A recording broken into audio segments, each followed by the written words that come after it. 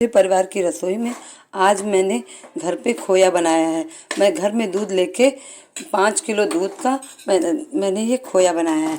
आप भी अपने घर में जब भी कोई मिठाई बनानी हो तो आप घर में मावा बनाइए। उसमें कोई मिलावट नहीं होती, कोई सिंथेटिक खोया नहीं होता जो हमारे शरीर के लिए नुकसानदेह हो।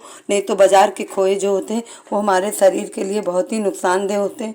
इसलिए हमें घर में साफ़ सुथरा स्वच्छ खोया मावा बनाना चाहिए। वो हमारे व्रत के भी काम आ जाता है। व्रत में हम अपनी कोई अच्छी मिठाई बना के व्रत में हम खा सकते हैं। और बाहर का जो बनाया हुआ खोया रहता है उसमें वो मैदा, अरारोट और बहुत सी चीज़ें मिला देते हैं जो हमारे व्रत के योग्य नहीं रहता। तो आप लोग भी घर में खोया बनाएं।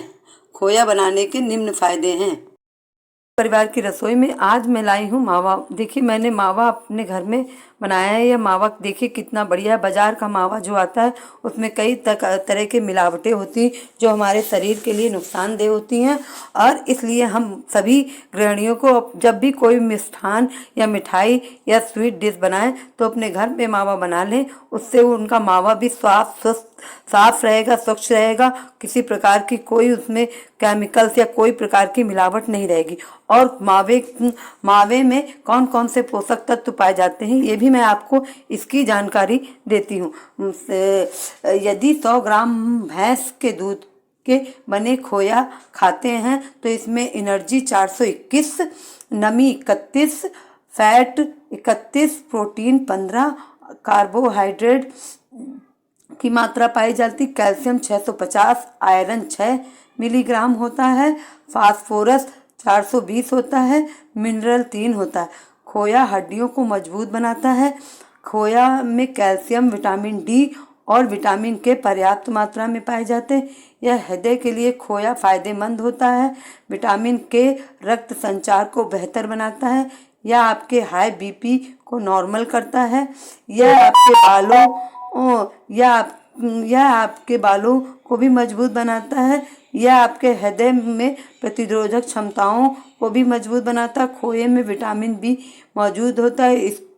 इसको ही रिवोक फेल्विन कहा जाता है। यह आपके बाल को भी मजबूत बनाता है। यह एक बेहतर हेयर कंडीशनर होता है।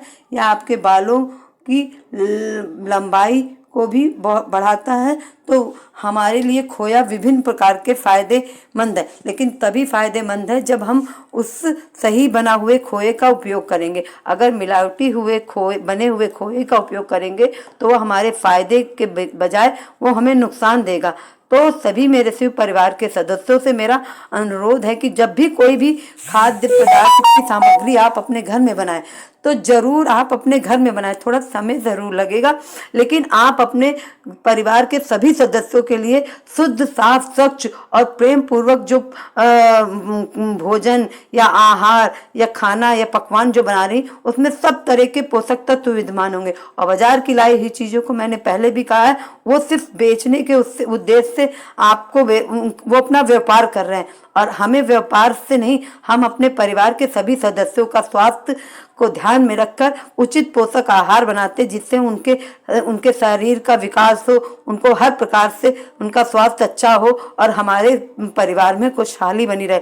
तो आप सभी लोगों से मेरा अनुरोध है कि कोई भी वस्तु अपने घर में बनाएं, लेकिन आप अपने हाथ से बनाएं। क्योंकि जब आप अपने हाथ से बनाएंगे तो सारी चीज़ें तो बाहर से एक बार ले आएंगे, लेकिन जब आप अपने प्यार से अपने घर परिवार के सदस्यों के लिए कोई भी भोजन बनाती तो वो भोजन में और ज़्यादा पौष्टिक तत्व विद्यमान होते। तो इसलिए शिव परिवार की रसोई में आप सभी लोगों से मेरा अनुरोध है कि कोई भी खाना बनाएं तो खुश मन से बनाएं और इस रेमेडी को मेरी एक बार आजमाएं। ये आपके लिए बहुत ही अच्छी खोया सर्दियों के मौसम में खाने के लिए भी उपयोगी है। इसमें गाजर का हलवा भी बनता है, बहुत सी मिष्ठान बनते हैं जो आपकी इच्छा अनुसार जो आप बनाना चाहें वो बना सकते हैं। लेकिन मैं इसका गाजर का हलवा बनाऊंगी, इसलिए मैंने ये खोया बनाया है।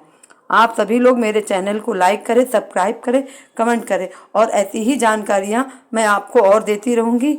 ओम नमः शिवाय।